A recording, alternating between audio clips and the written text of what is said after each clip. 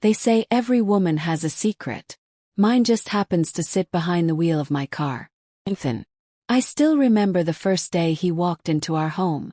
My husband, Daniel, had hired him after our last driver retired, and from the moment I laid eyes on him, I knew he was going to be trouble.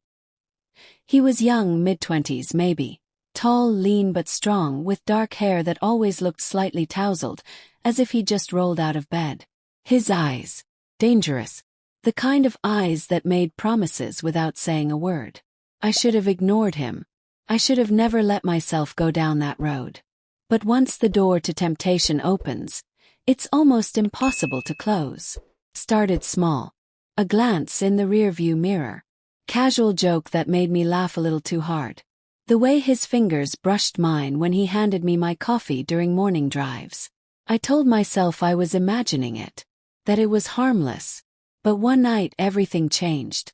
Daniel was out of town for a business trip, and I had spent the evening at a charity gala. One of those events where everyone pretends to be perfect, smiling through their teeth while secretly judging each other. I played the role of the devoted wife, made small talk, sipped expensive wine, and counted down the minutes until I could leave. By the time I slid into the back seat of the car, I was exhausted. Ethan started the engine, his hands gripping the wheel as he glanced at me in the mirror. "Tired?" he asked. "You have no idea," I sighed, leaning my head back. The ride home was quiet, but not in a peaceful way. It was heavy, charged. The air between us thick with something neither of us wanted to acknowledge. Every time his eyes flicked to the mirror, my stomach tightened. My heart pounded. And then, he did something unexpected. Instead of pulling into the driveway, he slowed the car to a stop on a dark, empty street. Sat up. "Why are we stopping?" His jaw clenched. His hands tightened around the steering wheel. "Tell me to drive," he said. His voice was low, rough. I didn't. I should have told him to take me home. To pretend this moment wasn't happening. But I just sat there, breathing too fast, feeling too much. And then he turned around. The look in his eyes sent a shiver down my spine. Hunger. Restraint hanging by a thread. "Mrs. Calloway," he said, his voice like gravel. "Don't call me that." His lips curled slightly. "Then what should I call you?" I didn't answer. Because I didn't know. Because in that moment, I wasn't the perfect wife. I wasn't Daniel's wife. I was just a woman who wanted something she knew she couldn't have. And Ethan. He knew it too. When he reached for me, I didn't stop him. When his fingers brushed against my cheek, I didn't pull away. And when he leaned in, slowly, as if giving me a chance to come to my senses, I closed the distance myself. The first kiss was slow, hesitant. But then my hands were in his hair, his body pressing against mine, and the world outside the car disappeared. It was reckless. It was dangerous. And it was only the beginning. This is just the start of the fire. If you want more gripping stories like this, make sure to like and subscribe. They say the first time is the hardest. The guilt, the fear, the overwhelming weight of knowing you've done something unforgivable. But the truth, the first time is easy. It's the second time that ruins you. I told myself it was a mistake. That what happened in the car that night was a moment of weakness. I spent the entire next day avoiding Ethan, locking myself in my bedroom, refusing to even look at my reflection in the mirror. But when Daniel left for another business trip that evening, I made a choice. I walked down the stairs, opened the front door, and I found Ethan standing next to the car waiting. He didn't say anything. Neither did I. Because we both knew I was never going to tell him to leave. That night it wasn't the car. It was the house. My house. My husband's house. The bed I shared with Daniel was just down the hall, but I didn't care. Ethan kissed me against the staircase, his hands sliding up my dress, my nails digging into his shoulders. Every touch, every sound, every breath was a defiance against the life I was supposed to live. And the worst part, I had never felt more alive. After that night we became reckless, careless. It wasn't just the nights when Daniel was away. It was quick stolen moments during the day. The brush of his hand as he held the car door open for me. The way his fingers would linger on my back just a second too long. One afternoon, after a long lunch with my friends, Ethan picked me up in the car. I slid into the back seat like I always did, but this time I didn't sit at a distance. I leaned forward, my lips near his ear. "Drive somewhere quiet." His grip on the steering wheel tightened. "Are you sure?" I wasn't, but I nodded anyway. Minutes later, he pulled into a secluded parking lot, shutting off the engine. The silence between us was electric. I moved first, reaching over the center console, my hands finding his belt. His breath coming hard and fast. But then, my phone rang. "Daniel." I jerked back, my heart hammering, as Ethan exhaled sharply. His hands still gripping my hips. "Answer it," he murmured. I swallowed hard and pressed the button. "Hey baby," I said, forcing my voice to sound normal. Daniel sounded distracted. "Just checking in. How was lunch?" Ethan's fingers traced slow, lazy circles along the inside of my thigh. I bit my lip so hard I thought I'd bleed. "It was good," I managed to say. "Glad to hear it. Listen, I've got meetings all night, so don't wait up for me." Ethan's smirk was dangerous. "I won't," I whispered. The moment I ended the call, he pulled me onto his lap, and we forgot about everything else. Every affair has a turning point. A moment where you realize you've lost control. Ours came on a lazy Sunday afternoon. Daniel had gone out for a golf game, and I was lounging in the living room, pretending to read a book. Ethan was outside washing the car. I could see him through the window, shirtless, his muscles flexing under the sun. I should have looked away. I didn't. Instead, I got up, walked outside, and leaned against the car. "Need some help?" "Tease." He grinned. "I think you just want to watch." Maybe I did. But when he grabbed the hose and flicked it toward me, soaking my dress, I let out a startled gasp. "Ethan." I scolded, swatting at him. "Oops." He was laughing. So was I. And then, car pulled into the driveway. Daniel froze. Ethan stepped back, his expression instantly shifting into something neutral, professional.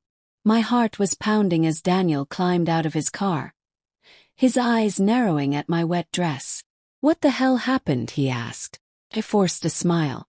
Ethan thought it would be funny to spray me. Daniel looked between us, his face unreadable. Then he let out a short chuckle. "Guess you had it coming," he said before heading inside. I didn't breathe until the door shut behind him. That was too close. I turned to Ethan, but before I could say a word, he leaned in, his lips brushing my ear. "You love this, don't you?" he whispered. I should have denied it. But we both knew the truth. This story is just heating up. If you're loving the drama, make sure to like and subscribe for more. Guilt is a funny thing. Comes in waves. Some days it drowns you. Other days it barely touches you at all.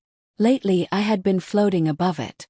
Every stolen moment with Ethan, every whispered name, every secret touch made me forget the life I was supposed to be living. I wasn't just a wife anymore. I was something else. Something reckless. Something free. But freedom has a price. And my husband was starting to notice. It started with the little things. "You've been smiling a lot lately," Daniel said one morning over coffee, watching me closely as I scrolled through my phone. I glanced up, my fingers tightening around the mug. "Is that a bad thing?" "Of course not," he said, though his tone was different. Curious, calculating. "It's just different." I forced a laugh, pretending to brush it off, but deep down I knew. He was watching me. The late-night calls he had stopped paying attention to before? Now he noticed. The way I lingered outside longer than necessary when Ethan was around. Now he paid attention. And the way I couldn't quite meet his eyes anymore. That was the biggest giveaway of all. One evening, I was upstairs in the bedroom when I heard a sound behind me. I turned, expecting to see Ethan. But it was Daniel. My heart stopped. He was standing in the doorway, arms crossed, his sharp gaze locked onto me. "You didn't hear me calling you?" he asked. I swallowed hard, forcing a smile. "Sorry, I was lost in thought." He stepped forward, his presence suddenly suffocating. I had dinner with Jeff and his wife tonight. You know what she told me. I shook my head, though my pulse was racing. She said she saw you at the mall last week. She thought it was odd that you weren't with your friends. Said she saw you with Ethan instead. I spread through my veins. Oh, I said, as casually as I could. Yeah, I asked him to help me carry some things. Why? Daniel tilted his head. No reason. Just thought it was interesting that you never mentioned it. My fingers clenched at my sides. I didn't think it was important. Silence stretched between us. Then finally Daniel exhaled, shaking his head. Forget it. He turned to leave, and just as I thought I was safe, he hesitated at the door. You know I trust you, right? His voice was calm, but there was something underneath it. I forced myself to nod. Of course. I didn't breathe until he was gone. Later that night, when Daniel was asleep, I slipped out of bed and padded down the hallway. I found Ethan in the kitchen, leaning against the counter, sipping a glass of water. He looked up the moment I walked in. You shouldn't be here, he murmured. I ignored him, stepping closer. My hands found his shirt, gripping the fabric. Daniel is getting suspicious. Ethan's jaw tightened. Then maybe we should stop. Froze. Is that what you want? He didn't answer right away. Instead, he placed his hands on my waist, his fingers pressing into my skin. Oh, but I want more. My stomach twisted. What do you mean? I mean I don't want to be the guy you sneak around with in the dark. His voice was rough, filled with something that scared me. I want you. I swallowed hard, my heart slamming against my ribs. Ethan. He shook his head. I'm serious. Leave him. Panic shot through me. I can't. Why not? Because Daniel was my husband. Because leaving him meant tearing my life apart. Because this thing with Ethan was fire and passion and danger. But it wasn't real. Was it? I didn't know anymore. Just think about it, he said, his lips brushing against mine. Because I don't know how much longer I can do this. I barely slept that night. Ethan had never asked for more before. He had never made me choose. But now the walls were closing in. Daniel was watching me. Ethan was pressuring me. And I was caught between them, trapped in a game that I had started but no longer knew how to control. And the worst part, I didn't know what I wanted anymore. Lies have a way of catching up to you. At first, they're small, manageable, easy to explain away. But then they pile up, one on top of the other, until suddenly, you're drowning in them. And I was drowning. Daniel's suspicions were growing. Ethan's patience was running out. And me. I was standing at the edge of something dangerous, knowing I had to make a choice but refusing to take the step. Until the choice was made for me. It was late. Daniel was out of town again. And Ethan had just dropped me off after a dinner with friends. I should have said goodnight. I should have walked inside and locked the door behind me. Instead, I turned to him. Come inside, I whispered. He hesitated for half a second before following me in. The second the door shut, his hands were on me. My back hit the wall, his lips crashing against mine, and we were lost in the madness of it all. It wasn't careful this time. It wasn't quiet. It was reckless, desperate, like we knew this was the last time. 'Cause it was. I didn't hear the front door open. Didn't hear the footsteps. Not until Daniel's voice cut through the air like a knife. What the hell is this? Every muscle in my body locked. My blood turned to ice. Slowly I turned. Daniel stood in the doorway, his face unreadable. His eyes dark with something I had never seen before. Ethan's grip on me tightened for half a second before he let go, stepping back. But it was too late. The damage was done. I opened my mouth to speak, but no words came out. Daniel's jaw clenched. His fists tightened at his sides. How long? His voice was eerily calm, and somehow that was worse than if he had screamed. I swallowed hard, my throat dry. Daniel, Oh. Long. I couldn't answer. Because no matter what I said, it wouldn't change the truth. I had betrayed him. In our home. In our bed. In the car he bought me. Freeware. Daniel didn't yell. Didn't throw anything. He just looked at me, looked through me, and shook his head. "Get out," he said, his voice hollow. I stared at him, my chest tightening. "What? You heard me." His eyes flicked to Ethan. "Both of you. Get the hell out of my house." Panic surged through me. "Daniel, please." He turned and walked away. Just like that. Like I wasn't even worth the fight. Ethan tried to take my hand, but I pulled away. I didn't want comfort.